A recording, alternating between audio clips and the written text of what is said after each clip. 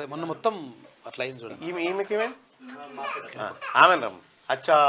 అరే మొత్తం ఇట్లా చీరిపోయింది. ఎక్కడ జరిగింది ఇది? షామీర్పేట్ భయపడుతుంది పాప. హాస్పిటల్కి వచ్చిన ఫీలింగ్ లే బేటా. ఇంటి బయట జస్ట్ ఉన్నదండి. వీధి కుక్క వచ్చి ఫేస్ మీద అటాక్ చేసేసింది మొత్తం. చాలా క్రిటికల్ గా ఉండింది. ఉస్మానియా జనరల్ హాస్పిటల్ అడ్మిట్ చేసాము. చేస్తే ఇక్కడ రియాక్షన్ అంటే ఏమి హెల్ప్ చేయకపోతే సుదర్శన్ గారు కాల్ చేసిన సార్ ఇమీడియట్ గా నాగేందర్ గారు ఉన్నారు కదా సూపరింటెండెంట్ నాగేందర్ గారు కాల్ చేస్తే వెంటనే పాపకి స్కిన్ స్పెషలిస్ట్ తో ట్రీట్మెంట్ అయ్యి మొత్తం చాలా టైం పడుతుంది అన్నారు. ట్రీట్మెంట్ బాగా క్రిటికల్ గా ఉంది. ఓకే ఓకే ఏమొద్దులే ఇప్పుడు. నా రిక్వెస్ట్ ఏంటంటే అమ్మ మీరు వెళ్ళండి. అందరికీ నమస్కారం అండి. నా పేరు ప్రవాళిక. నేను జంతువుల హక్కులు మరియు జంతువుల నుంచి మనుషులకి ఏం కాకుండా అంటే జంతు ప్రేమ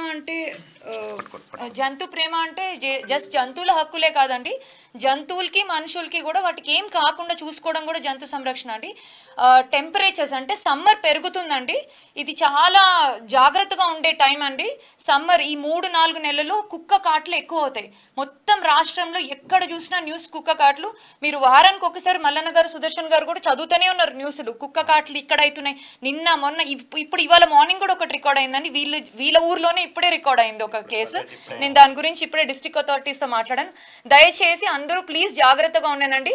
డిస్ట్రిక్ట్ అథారిటీస్కి మేమందరం చెప్తున్నాము అంటే కుటుంబ నియంత్రణ ఆపరేషన్ రేబీస్ టీకా కార్యక్రమాలు ఇది విస్తృతంగా చేయమని అందరూ డిస్ట్రిక్ట్ కలెక్టర్స్కి చెప్తున్నాం. మల్లన్న గారికి కూడా రిక్వెస్ట్ చేస్తున్నాం ప్లీజ్ దయచేసి గవర్నమెంట్ దృష్టికి తీసుకురావాలి. ఎందుకంటే మున్సిపాలిటీల్లో తప్ప ఎక్కడ గ్రామ పంచాయతీలో కుటుంబ నియంత్రణ ఆపరేషన్ రేబీస్ టీకా లేదండి.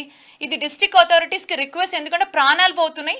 11 సంవత్సరాల ప్రణయ్ అనే బాబు చనిపోయాడు. నిన్న నేను వాళ్ళని పరామర్శించడానికి వెళ్ళాను, రేబీస్తో చనిపోయారు. ఇది చాలా ఇంపార్టెంట్ అండి. పిల్లలకి మీకు తెలిస్తే కుక్క కాటైందని తెలిస్తే దయచేసి ఎక్కడైతే కరిచిండ్రో అది వాష్ చేయండి. మీరు ఇమీడియట్గా హాస్పిటల్కి వెళ్ళి టీకా వేయండి. ఈ ప్రణయ్ అనే బాబు బ్రతికేవాడండి. 2 కళ్ళకి మధ్యలో కాట్ అయింది. ఏం కాదులే అని వాళ్ళు వదిలేయడం వల్ల ఆ బాబుకి ట్రీట్మెంట్ అవ్వలేదు, ఇంజెక్షన్ అవ్వలేదు. కుక్క చనిపోయిన తర్వాత వాళ్ళకి భయం వేసి హాస్పిటల్కి వెళ్తే ఆ టైంకి ఆ బాబుకి రేబీస్ ఇన్ఫెక్ట్ అయిపోయిందండి. బాబు రేబీస్తో చాలా వింతగా బిహేవియర్తో 19వ తేదీ ఆ బాబు చనిపోయారు. మళ్ళీ ఎవరు ఇలా అవ్వకుండా ఉండాలంటే దయచేసి కొంచెం జాగ్రత్తలు తీసుకోండి. మల్లన్న గారు మీకు రిక్వెస్ట్ చేస్తున్నాను, మీకు తెలిసిన పీడియాట్రిషియన్ డాక్టర్ గారు ఎవరైనా మనకుంటే ఒక్కసారి మార్నింగ్ న్యూస్కి పిలిపించి కుక్క గరిస్తే ఏమి జాగ్రత్తలు తీసుకోవాలో కొంచెం మీరు అవగాహన ఇస్తే కూడా మనకి ఎక్కువ డ్యామేజ్ అవ్వకుండా ఉంటుందండి. ముఖ్యంగా ప్రివెన్షన్ అండి. కుక్క కాట్లు అవ్వకుండా ఉండాలంటే దయచేసి వాటి దగ్గరికి వెళ్ళకండి. పిల్లలకి సెలవులు ఇప్పుడు అసలుకి పిల్లలు బయట ఆడుకుంటున్నారు, ఆ క్షణంలోనే ఈ కుక్కలు కరుస్తున్నాయి. రిక్వెస్ట్ అండి డిస్ట్రిక్ట్ అథారిటీస్ కి. ఈ మార్చ్, ఏప్రిల్, మే, జూన్ అండి.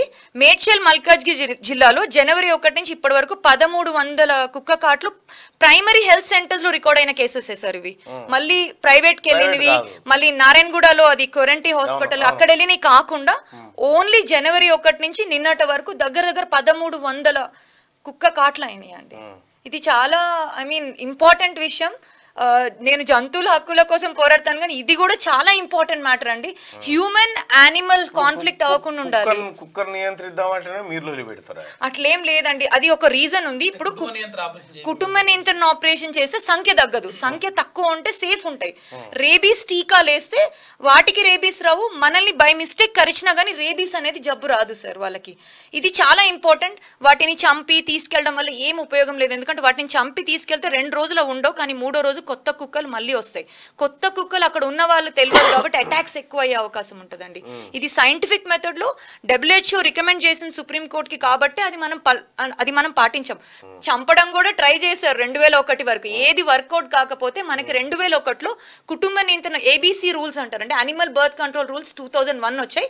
గుడ్ న్యూస్ ఏంటంటే మళ్ళీ అవి నోటిఫికేషన్ అయింది. ఇప్పుడు ABC రూల్స్ 2023 ప్రకారం స్టేట్ గవర్నమెంట్స్ అందరికి స్ట్రిక్ట్ ఇన్స్ట్రక్షన్స్ ఉన్నాయండి సుప్రీం కోర్టు నుంచి, దట్ అందరూ అందరూ కుటుంబ నియంత్రణ ఆపరేషన్ రేబీస్ టీకా కార్యక్రమం చేపట్టాలి అన్ని మున్సిపాలిటీలో అన్ని గ్రామ పంచాయతీలో. కానీ అన్ఫార్చునేట్లీ మున్సిపాలిటీలకే దిక్కులేదండి.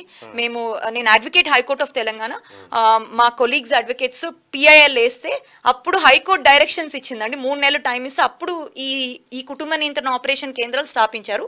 ఇప్పటికి కూడా అవి ఫంక్షనల్ గా లేవండి.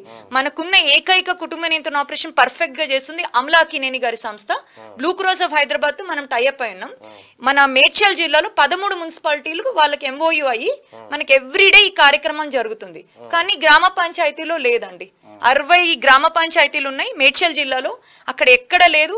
ఇంకా మిగతా డిస్ట్రిక్ట్స్ లో హైదరాబాద్ లో GHMC వెట్ సెక్షన్ చేస్తున్నారు, కానీ వాళ్ళు అనుకోని రీతిలో అంటే పర్ఫెక్ట్ గా చేయట్లేదు. మీకు అందరికి గుర్తుండాలి, 1 year బ్యాక్ అంబర్పేటలో కుక్కలన్నీ కరిచి బాబు చనిపోయారు. ఆ బాబు చనిపోయిన తర్వాత వెంటనే గవర్నమెంట్ చాలా ఇన్స్ట్రక్షన్స్ ఇచ్చినాయి సార్, కానీ ఆ ఇన్స్ట్రక్షన్స్ మళ్ళీ ఇవ్వట్లేదు. ఇప్పుడు ఇది సమ్మర్, ఒక్కరు కూడా రెస్పాండ్ అవ్వట్లేదండి. మీరు కొంచెం హెల్ప్ చేసి మనం అవేర్నెస్. గవర్నమెంట్ హాస్పిటల్లో కూడా కొద్దిగా సిస్టమ్ చేంజ్ కావాలన్నా. మనం ఇప్పుడు హాస్పిటల్కి వెళ్తున్నాము, మన పేషెంట్స్ చూడడానికి ఎవరైనా వస్తారు అనుకోండి, మనం డోర్ కాడ 10 ఇవ్వాలి, లోపల పోయినాక 50 వేయాలి. ఈ సిస్టమ్ మారాలి. ఈ ఓటేసేటప్పుడు కూడా మన ఇంటికి లీడర్ రాగానే తే అంటాం కదా, అది బంద్ చేయాలి. ఫస్ట్ అది బంద్ చేయాలి. నీ ఇంటికాడ గల్మకాడ కూర్చోగానే తే ఏమి ఇస్తావు, ఎంత ఇస్తావు, ఎప్పుడు ఇస్తావు, ఇది బంద్ చేస్తే ఇది చక్కగా అవుతుంది. నువ్వే లంచగొండి పోయిన తర్వాత లంచం తీసుకోకుండా. ఇప్పుడు గవర్నమెంట్ హాస్పిటల్ ట్రీట్మెంట్ కూడా అంత పర్ఫెక్ట్ లేదు. ఇప్పుడు ఉచిత కరెంట్, ఉచిత గ్యాసు, ఈ ఫ్రీ బస్సు. ఉస్మానియాలో నీకు ట్రీట్మెంట్ జరగలేదా? అంటే మన మేడం వాళ్ళు తర్వాత అన్న వాళ్ళు చెప్పినాక అప్పుడు ట్రీట్మెంట్ అనేది పర్ఫెక్ట్ చూశారు.